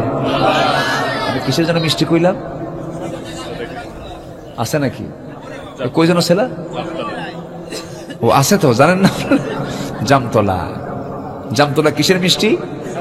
সাদেক মিষ্টি। জি, আমি কি ঠিক মতো কইছি নাকি? হ্যাঁ, ঠিক মতো বলছি। বলে হুজুর ওই মধুর মধ্যে একটু মিষ্টি কম, একটু মিষ্টি ঢুকায় দিছি। এরকম বদমাইশ আছে না নাই বলেন তো? আছে না নাই? কিন্তু এই মধুগুলো মৌমাছি যে সংগ্রহ করে, ওই যে রসগুলো নিয়ে আসে, সে শুধু রসগুলোই নিয়ে আসেন, এটাকে আল্লাহ রাব্বুল আলামিন প্রসেসিং করার জন্য পৃথিবীর কোনো ফ্যাক্টরিতে নয়, আল্লাহ পাক ফ্যাক্টরি বানিয়ে দিয়েছেন মৌমাছির পেট। জোরে কোন সুবহানাল্লাহ। ইয়াখরুজু মিন বুতুনিহা, মেডিকেল সায়েন্স বলছে, প্রাণীবিদ্যা বলছে, প্রাণী জগতের যারা বিজ্ঞানী তারা গবেষণা করে দেখেছে, পেটটাকে রিসার্চ করেছে, আমাদের প্রত্যেকের পেটের মধ্যে স্টমাক হলো একটা একটা করে স্টমাক, একটা পাকস্থলী, আর একটা মৌমাছির পেটের মধ্যে থাকে হলো দুইটা পাকস্থলী, একটা হচ্ছে খাবারের স্টমাক, খাবারের পাকস্থলী, আর একটা হচ্ছে মধুর পাকস্থলী, হানি স্টমাক। আল্লাহু আকবার, আল্লাহ, হানি স্টমাক। ওই হানি স্টমাকে যখন মধুগুলো ঢুকে যায়, প্রসেসিং শুরু হয়ে যায়, ওর মধ্যে সমস্ত কিছু প্রসেসিং করতে করতে করতে করতে দৌড়াতে দৌড়াতে চলে আসে, যখন মৌচাকের মধ্যে এটা ঢুকায় দেয়, ঢুকাতে নিয়ে সেখানেও আবার এখানে অনেক তদন্ত আছে, পুলিশ মৌমাছি আছে, যার পায়ের মধ্যে জীবাণু আছে, ওটা চলবে না, ওকে মেরে ফেলে দেয়। ফ্রেশ মৌমাছি যখন ঢুকে গেল, তখন সে তার পেট থেকে ইয়াখরুজু মিন বুতুনিহা, মুখ থেকে আবার, পেট থেকে আবার বের করে মুখ দিয়া ওই মৌচাকের মধ্যে রেখে দেয়। সুবহানাল্লাহ বলা যাবে না? কে করেন? আস্তে, কে করেন? কে করেন? যারা খাদ্যে ভেজাল দেবে, রাষ্ট্র চালাতে যারা ভেজাল দেবে, ভেজাল যারাই করবে তাদের ফাঁসি হওয়া দরকার, ঠিক কিনা বলেন? আল্লাহর নিয়ামতের ভিতরে ভেজাল দেওয়ার কোন সুযোগ একজন ইমানদার কখনো করতে পারে? দুধ নিয়ামত, দুধ কি নিয়ামত, দুধের নহর থাকবে, যেরকম সুবহানাল্লাহ। সাইয়েদনা ওমর ফারুক রাদিয়াল্লাহু তাআলা এক রাতে বের হয়েছেন জনগণকে দেখার জন্য, জনগণকে দেখতে বের হয়েছেন। হঠাৎ করে রাতের গভীর রজনীতে দুজন মহিলার চিকন চিকন কণ্ঠে মা মেয়ের গল্প শুনতেছিলেন। মা তার মেয়েকে গল্প করে বলছে, মা তার মেয়েকে নির্দেশ দিয়ে বলছে, মা শোনো, গভীর রাত এখন, ওমরের প্রশাসন সম্পূর্ণ নীরব, ওমর নাই, প্রশাসন নাই, কেউ নাই। যে উটের দুধ আমরা দহন করেছি, সেই উটের দুধ বিক্রি করে আমাদের রুটি রুজির ব্যবস্থা হবে না। এই অল্প দুধের মধ্যে কিছু পানি মিক্সড করে এটা দুধের পরিমাণ বাড়ায় দিয়ে আগামীকালকে আমরা বাজার করব, বিক্রি করতে যাব। নাও, দাও, পানি দাও মা। এবার মেয়ে বলছে, মা আপনি যে অর্ডারটা আপনি আমাকে দিচ্ছেন, এখানে ওমরের পার্লামেন্ট আসার দরকার নাই, ওমরের কোনো লোক থাকার দরকার নাই, প্রশাসন থাকার দরকার নাই। এমন প্রশাসন এখানে আছে, কিরামান কাতিবিন ইয়ালামুনা মা তাফআলুন। মা, আল্লাহ তাআলার প্রশাসন আছে, কেউ যেটা দেখবে না সেটা দেখবেন কে বলেন? আল্লাহর প্রশাসন দিনেও দেখে, আলোতে দেখে, এমনকি তোমার মনে কি আছে তাও আল্লাহ জানেন। সে আল্লাহর প্রশাসন দেখবে। মা, আমাকে 1000 বার যদি আমাকে ইঙ্গিত দাও করার জন্য, আমি কখনো পারবো না, এক চুল পরিমাণ পানি এর মধ্যে দিতে পারবো না, কারণ দুধ কার নিয়ামত, দুধ কার নিয়ামত, এর মধ্যে আমি পানি দিতে পারবো না, এটাকে ভেজাল করতে পারবো না, মিক্স ওয়াটার করতে পারবো না। এই কথা শোনার সঙ্গে সঙ্গে সাইয়েদনা ওমর ফারুক কেঁদে ফেললেন, চোখের পানি ফেলে আল্লাহর শুকরিয়া আদায় করে বলছেন, আল্লাহ তোমার কাছে শুকরিয়া আদায় করছি, আমার দেশের জনগণ কত সচেতন আছে, আলহামদুলিল্লাহ। খুব খুশি হলেন, বাড়িতে চলে গেলেন। বাড়িতে বউকে গিয়ে বলছে, বউ আমার বড় ছেলেটার বিয়ের বন্দোবস্ত করা দরকার, বহু মেয়ে খুঁজতেছিলাম, পাচ্ছি না, কিন্তু আজকে রাতে গেছিলাম, খুঁজে পাইছি, খুব ভালো মেয়ে, ওখানেই বিয়ে হবে। দেখছেন? সুবহানাল্লাহ বলবেন না? কথাও বলেন নাই, সাক্ষাৎ করেন নাই, কিন্তু উনি সিদ্ধান্ত নিলেন, ওই ঘরে আমি আমার ছেলেকে বিয়ে করায় দেব। আমার ছেলের মা, শোনো, আগামীকালকে সকাল হলে পরে ওই বাড়িতে যাবে, আমার বিয়ের পয়গামটা নিয়ে যাবে, আমার ছেলেকে বিয়ে করাবো। কোন পরিবারের ছেলে নিজের ছেলেকে বিয়ে করালেন? কোটিপতির পরিবার না দুধওয়ালার পরিবার? গোয়াল কিসের বলেন? গোয়ালার পরিবারে সাইয়েদনা ওমর ফারুকের মতো একজন শাসক গোষ্ঠী তার ছেলেকে বিয়ে করাচ্ছেন। সম্পদ দেখে না তাকওয়া দেখে? কি দেখে? কি দেখে? তাকওয়া দেখে। আমার বন্ধুগণ, আমার ভাইরা, এই জন্য কোন ভেজালের দিকে আমরা যাব না, ঈমান আনবো কার উপরে? কোন হারামের দিকে যাব না। হারাম খাবে যে ইবাদত কবুল হবে না তার, হারাম খাদ্যের দিকে আমরা যাব না। জোরে বলি ইনশাআল্লাহ। জান্নাতের মধ্যে কয়টা নহর আছে বলেন? দুধের নহর বলেছি, শরাবের নহর বলেছি, কি বলে, মধুর নহর বলেছি, আর শরাবের নহর বলেছি। নাম্বার 4 হলো পানির নহর। যেরকম সুবহানাল্লাহ। এই পৃথিবীতে সবচেয়ে স্বাদের জিনিস কোনটা বলেন? আরো জোরে, আরো জোরে। দুনিয়ার সব কিছু খাইছেন, কিন্তু পানি নাই, হবে কাম? কাম হবে? সবচেয়ে স্বাদের জিনিস কোনটা? পানি। স্বচ্ছ নির্মল পানি। সাতক্ষীরের পানিটা খুব ভালো। সাতক্ষীরের পানি ভালো না? কোনো আয়রন নাই তো?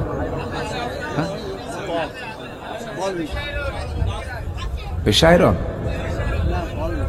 না? আমি তো ভালোই দেখি তো, অনেক জায়গায় ভালো আছে তো। ভালো কন না ভাই, আলহামদুলিল্লাহ কন। খালি দোষ ধরে আল্লাহর তো মহা মুসিবত দিতেছে। যা আছে বলি আলহামদুলিল্লাহ, আল্লাহ বরকত দিয়ে দেন, জোরে বলি আমিন। মাঝে মাঝে একটু জমজম কূপের পানি খাবেন। হাজিরা যখন যাবে বলবেন যে তুই আমার জন্য জায়নামাজ আনবি না, আমার জন্য কিচ্ছু নিয়ে আসার দরকার নাই, যখন আসবি আমার জন্য একটু পানি নিয়ে আসবি। জমজম কূপের পানি যদি কেউ পান করে, মরা রোগ ছাড়া সব ওষুধ আছে ওর মধ্যে। জোরে বলি সুবহানাল্লাহ। পানি জমজম, এটা জান্নাতের পানি, বলি আলহামদুলিল্লাহ। জোরে বলি আলহামদুলিল্লাহ। আল্লাহ তুমি সব আমার এই ভাই বোনদেরকে জীবনে অন্তত একটা বার জমজম কূপের কাছে যায় তৃপ্তি মতো পানি পান করার তৌফিক দিয়ে দাও, আল্লাহ কবুল করুন। কত আগের জমজম, কত আগের না, হাজার হাজার বছর পারি হয়ে গেছে, কোথাও পানি খুঁজে পাওয়া যায় না। আরবের কোথাও পানি নাই, কোথাও কোনো কূপ নাই, কিচ্ছু নাই, পানির স্তরই নাই।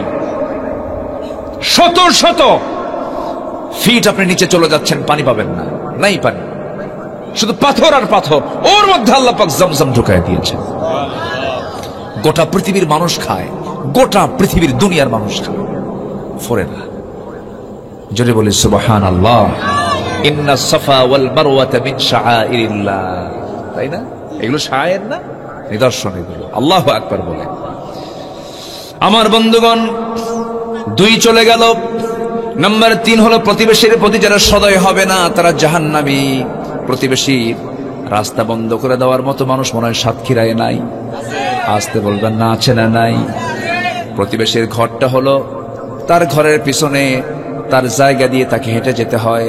হঠাৎ করে একদিন গন্ডগোল লাগছে, গন্ডগোল লাগাও শুরু, খোঁটা মারাও শুরু। খোঁটা মারে, খোঁটা মারা পর্যন্ত, হ্যাঁ, খোঁটা মেরে দিয়েছে, যেতে দেব না। গন্ডগোল করলি কেন? আপনি যে খোঁটা মারলেন, হাঁটা বন্ধ করে দিলেন, যে খোঁটাটা মারছেন জায়গাটা কার? আসতে বলেন না কার? আর যার হাঁটা বন্ধ করে দিয়েছেন ওই বান্দাটাও কার? বলেন তো, এই কাজটাকে আপনার জন্য বৈধ না অবৈধ? অবৈধ। এই কাজ আপনি করতে পারবেন। আপনি কি জানেন এই দুনিয়াতে যে বান্দা আরেকটা বান্দার জন্য রাস্তা বের করে দেবে, আল্লাহ পাক তাকে জান্নাতের রাস্তা বের করে দিবেন? এটা যদি কেউ জানে তাহলে রাস্তা নিয়ে গন্ডগোল থাকার কথা। চেয়ারম্যানরা বছরে যত বিচার করে, এর মধ্যে সবচেয়ে বেশি বিচার কিসের? চেয়ারম্যান আছে নাকি? রাস্তা। কই মেম্বার? মনির ভাই কই? কই মনির ভাই? জি আলহামদুলিল্লাহ। এগুলো করা যাবে না, সে ব্যক্তি জাহান্নামে চলে যাবে। নাম্বার 4 হলো অহংকারী ব্যক্তি কখনো জান্নাত পাবে না। জাররা পরিমাণ যা চোখে দেখা যায় না সেটাকে জাররা বলা হয়। জাররা পরিমাণ যদি অহংকার কারো মধ্যে থাকে সে ব্যক্তি জাহান্নামী। এরপরে নাম্বার 5 হলো দুনিয়াবী উদ্দেশ্যে যারা এলেম হাসিল করবে। আমার দেশে দুনিয়াবী উদ্দেশ্যে এলেম হাসিল করে অনেক বহু আলেম আছে না নাই বলেন? 16 বছর চিনছি। কয় বছর চিনছি আমরা? 16 বছরের সেনা শেষ। এখন তো সেনা যাবে না। এখন সেনা যাবে? এখন সেনা মুশকিল। ভাই আমি তো আপনারই লোক, তো কি ঠিক কিনা বলেন? এখন কি জেল খাটতে চাইলেও কি আলেমরা জেল খাটতে পারবে? এখন কেমনে? চান্স শেষ তো, চান্স 16 বছর গেছে। কি দুনিয়াবী উদ্দেশ্যে এলেম হাসিল যারা করবে তারা জাহান্নামে চলে যাবে। নাম্বার 6 হলো পরনিন্দাকারী জাহান্নামী হবে, চগলখোর ব্যক্তি জাহান্নামী হবে। এরপরে নাম্বার 7 হলো আত্মহত্যাকারী। বলেন কারা? আত্মহত্যাকারী। সাতক্ষীরাই বোঝা আত্মহত্যা নাই? আত্মহত্যা আছে। আত্মহত্যা করবে যে জাহান্নামেও যাবে সে। যেরকম নাউযুবিল্লাহ। নাম্বার 8 হলো আত্মীয়তার সম্পর্ক ছিন্নকারী। নিজের বোন, নিজের ভাই, নিজের চাচা, নিজের মামা, নিজের আত্মীয় স্বজনদের সঙ্গে দূরতম সম্পর্ক, কোনো সম্পর্কই নাই। ধর্ম ভাই বানাই, ধর্ম বোন বানাই, ধর্মের মা বানাই। নিজের মার সঙ্গে মাসের পর মাস কথা বলে না, কিন্তু শাশুড়ি দেখলি বলে আম্মা আম্মা আম্মা আম্মা। এই আছে না নাই? ওই দেখেন হাতের তালি মারছে, কি খুব খুশি, কমন পড়ছে। আছে কি না? শাশুড়িকে আম্মা বলে ঘন ঘন, নিজের মাকে মা বলে ডাকে না। মাসের পরে মাস চলে যায়, বউ যেন কি টিপ মেরে দেয়, সেই টিপ্পনি চলে 3 মাস পর্যন্ত, কথা বলা বন্ধ। হাজারো যত ষড়যন্ত্র করুক না কেন, মা যদি বড় আসামিও তোমার চোখে ধরা পড়ে যায়, তোমার মা বড় দোষ করে ফেলেছে, কোন সন্তানের ইন্টারফেয়ার করার কোন অধিকার নাই। মা দোষ করলেও তুমি বেয়াদবি করতে পারবা না। মাকে কোলে তুলে তুমি লালন পালন করবা বুড়ো যখন হয়ে যাবে, কারণ তুমি যখন ছোট ছিলা তোমাকে কোলে পিঠে লালন পালন করে ধীরে ধীরে বড় করে দিয়েছেন আমার মা, ঠিক কিনা? মার কোনো বিচার নাই, বাবার কোনো বিচার নাই। যে সন্তান মা বাবার বিচার প্রার্থনা করে সে বেয়াদব। সে কি বেয়াদব? বাপ মার বিচার চায় যে সন্তান, ও কি মানুষ? ও তো মানুষ না। বাপ মার বিচার সে যাবে কেন? বাপ মার বিচারই তো নাই। সন্তান বলতেই পারে না এই কথা। নিজের হাতে সন্তান হয়ে মাকে খুন করে, জাহান্নাম তাকে বহন করতে হবে। জান্নাতের গন্ধ সে পাবে না, বোনকে সম্পত্তি দেবে না বলে বোনের সঙ্গে কথা বলেন, এমন ভাই আছে না নাই বলেন? আমার মায়েরা খুব খুশি, হুজুর ভালো করে কন, 12 বছর আগে বাপ মরে গেছে, ভাইয়েরা সম্পদ বুঝে দেয় না। আছে না এরকম ভাই? আছে না? আছে। ভালো ভালো জায়গাগুলো ভাইরা দখল করে নিয়েছে, এগুলো হারাম, সম্পূর্ণ হারাম। আপনাকে জাহান্নাম যেতে হবে। নাম্বার 9 হলো হারাম ভক্ষণকারী। হারাম যারা খাবে তাদের জন্য জাহান্নাম বরাদ্দ হয়ে যাবে। লা ইয়াদখুলুল জান্নাতা জাসাদুন খুদাই বিল হারাম। যে ব্যক্তির দেহটা হারাম দিয়ে গঠিত, লা ইয়াদখুলুল জান্নাহ, সে ব্যক্তি কখনো জান্নাত পাবে না বলেছেন মুহাম্মদ সাল্লাল্লাহু আলাইহি ওয়াসাল্লাম। নাম্বার 10 হলো উপকার করে আবার খোটা দেয়। উপকার করে আবার খোটা দেয়।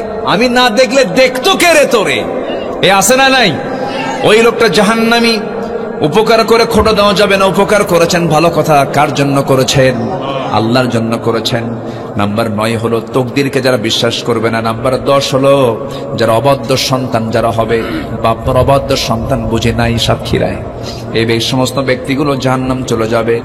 নাম্বার 11 হলো জ্যোতিষী, জাহান্নামী, জাদুকর, জাহান্নামী। নাম্বার 12 হলো মাদক যারা গ্রহণ করবে, মাদকের ব্যবসা যারা করবে, মাদকের কারবার যারা করবে, মাদক যারা সেবন করবে তারা জাহান্নামী। রাসূল এগুলি স্পষ্ট করে বলে দিয়েছেন। নাম্বার 14 হলো ঋণগ্রস্ত ব্যক্তি জাহান্নামী। কি বলেন বলেন বলেন বলেন বলেন? ঋণগ্রস্ত ব্যক্তি জাহান্নামী। আমার রাসূল জানাজা পড়াতেন না ওই সমস্ত ব্যক্তির, যখন তিনি জানতেন ঋণ নিয়ে মারা গেছে, রাসূল বলতেন জানাজা পড়াবো না। কি আমার কথা বুঝতেছেন কি আপনারা? আজকে ওয়াজের মধ্যে মানে আপনি কোনো রস পাচ্ছেন না। আমি একটু শক্ত কথা বলতেছি, তো মন খারাপ করতেছেন নাকি আপনারা? ঋণগ্রস্ত ব্যক্তি জান্নাত পাবে না। আমার নবীজি একদিন জানাজা পড়তে আপত্তি করলেন। সাহাবীরা বলছেন, ইয়া রাসূলুল্লাহ কেন? ঋণ আছে। এক সাহাবী এসে বলছেন, ইয়া রাসূলুল্লাহ আল্লাহর কসম করে বলছি এই সাহাবী ঋণ পরিশোধের দায়িত্ব আমি নিলাম। রাসূল বলছেন, ঠিক আছে, তুমি যেহেতু দায়িত্ব নিয়েছো, ঠিক আছে, জানাজা পড়া দিলাম। ঋণ যদি থাকতো আমি রাসূল তারা জানাজা পড়াতাম না। ঋণ কত বড় মারাত্মক একটা বিষয়ে, বান্দার হক এখানে জড়িত। আমার দেশে গরিব ঋণী লোক বেশি না ধনী ঋণী লোক বেশি? ধনী ধনী ভিআইপি ফকির। ওরা কি ফকির বলেন? ভিআইপি ফকির। হাজার হাজার কোটি টাকার লোন, 10,000 কোটি টাকার মালিক আর 20,000 কোটি টাকার লোন। দেখি ছোটখাটো ফকির, অনেক বড় ফকির। এগুলো ফকির গুলো দেশ ছাড়ছে, কেউ নাই তো, দেশ থেকে পালায় চলে গেছে। নাম্বার 15 হলো পুরুষের বেশ যারা ধারণ করবে। পুরুষ বেশ ধারণ করবে যে সমস্ত নারীগুলো শার্ট প্যান্ট পরে ঘুরে, এরপরে তাদেরকে চেনা যায় না পুরুষ না মহিলা। এই ধরনের বেশভূষা যারা ধারণ করবে তারা জান্নাতে না জাহান্নামী? বলেন, তারা জাহান্নামী। এরকম মহিলা বুঝে আমার দেশে নাই। নাম্বার 15 হলো ব্যভিচারী। নাম্বার 16 হলো মিথ্যাবাদী। নাম্বার 17 হলো শাসক, অহংকারী গরিব যদি হয়। অহংকারী গরিব, মিথ্যাবাদী শাসক, এগুলো জাহান্নামী। নাম্বার 19 হলো কঠোরতা অবলম্বনকারী, কটুভাষী ব্যক্তি জাহান্নামী হবে। আমার ভাইয়েরা, অধীনস্থদের সঙ্গে যারা দুর্ব্যবহার করবে, রাসূল বিদায় হজের ভাষণে বলেছেন, তুমি যা খাবে তোমার অধীনস্থকে তাই খাওয়াবে, তুমি যা পড়বে তোমার অধীনস্থকে তাই পড়াবে। রাসূল এই কথা বলেছেন বিদায় হজে মুহাম্মদ সাল্লাল্লাহু আলাইহি ওয়াসাল্লাম। এগুলো যারা করবে না তারা জাহান্নামী বলেছেন মুহাম্মদ সাল্লাল্লাহু আলাইহি ওয়াসাল্লাম। অঙ্গীকার গ্রহণকারী ব্যক্তি, অঙ্গীকার গ্রহণ করে মুসলিমকে যারা হত্যা করবে, জিম্মি অবস্থায় যারা মেরে ফেলবে তারা জাহান্নামী। আমার বন্ধুগণ, বিশ্বাসঘাতকতাকারী লোক জাহান্নামী হবে। এরপরে নাম্বার 19, 20, 18, 19 হলো অন্যায়ভাবে মানুষকে যা নির্যাতন করবে, পর্দাহীনা নারী, তারা জাহান্নামে যাবে। অনেক লম্বা লম্বা কথা ছিল, সময় তো কম, আমি শর্ট করে বলতেছি। নাম্বার 20 হলো অন্যের সম্পদ যারা ভক্ষণ করবে। পুকুরটা ক্ষমতা নাই, ক্ষমতা পাইছে অন্যের পুকুর জবরদখল করা লোক মনে হয় সাতক্ষীরাতে নাই। মাছের ঘেরের জায়গা একজনের নামে দখল করে খাচ্ছে আরেকজন, যা খাবা কিয়ামতের দিন তোমাকে উপর করে জাহান্নামে ঢুকায় দিবেন তিনি আমার কে। এগুলো করা যাবে না। অগাস্ট পরবর্তী 5 অগাস্ট পরবর্তী কিছু কিছু অপ্রীতিকর ঘটনা ঘটেছে। বাড়ি পোড়াও করেছে, ডাকাতি করেছে, বাড়ি জ্বালায়া দিয়েছে। এটার সঙ্গে ইসলামের কোনো সম্পর্ক নাই। যারা করেছেন এটা অন্যায় করেছেন। যেটা অন্যায় সে অন্যায়কে আমার অন্যায় বলতেই হবে, অপরাধকে অপরাধ বলতেই হবে, ঠিক কিনা? এগুলো অন্যায় সম্পদে আপনার হাত দিতে পারবেন না। দামুহু ও মালুহু ও আরদুহু, রক্ত, সম্মান, সম্পদ এটা হারাম, ওগুলোতে হাত দেওয়া যাবে না। সম্মানে হাত দেওয়া যাবে না। একটা মেয়ের উপরে মিথ্যাবাদ চাপায় দেবে না। যে পুরুষ কোন নারী শুধু ভালো একটা মেয়েকে মিথ্যাবাদে তাকে বিপদগ্রস্ত করে রাখে, সে ব্যক্তি জাহান্নামী। মারাত্মক গুনাহ, সাবউল মুবিকাত। তাই না, কবিরা গুনার মধ্যে একটা কবিরা গুনাহ হচ্ছে সতীসাধ্যী নারীকে মিথ্যাবাদ দিয়ে চাপিয়ে দেওয়া। এরপর আরেকটা কারণ হলো অন্যের পিতাকে নিজের পিতা বানায় দেওয়া। আছে কিন্তু, আছে না নাই? এটাই আমার বাপ, কিন্তু ওর বাপ না। নিজের বাপ ছাড়া অন্য কাউকে বাপ বলা যাবে না, বাপ মনে করা যাবে না, এটা হারাম কাজ, সে জাহান্নামী। এরপরে নবীর সঙ্গে যারা নাফরমানি করবে তারা জাহান্নামী। এরপরে অকারণে তালাক কামনা করতে চায় এমন কিছু মহিলা বুঝির আছে না নাই বলেন? এমনি তালাক চাই, সে ব্যক্তি জাহান্নামী আমার বন্ধুগণ। এরপরে যে কোনো কাজ করতে গেলে মানুষের জন্য, রিয়ার জন্য, দেখানোর জন্য ইবাদত করে, নামাজ এবার দেখানোর জন্য করে, দান সদকা দেখানোর জন্য করে। হজ করতে হবে কার জন্য? কিন্তু হজ করে নিজের নামের নাগে একটু আলহাজ লাগাবে, এই জন্য যারা হজ করবে তারা জাহান্নামী আমার বন্ধুগণ।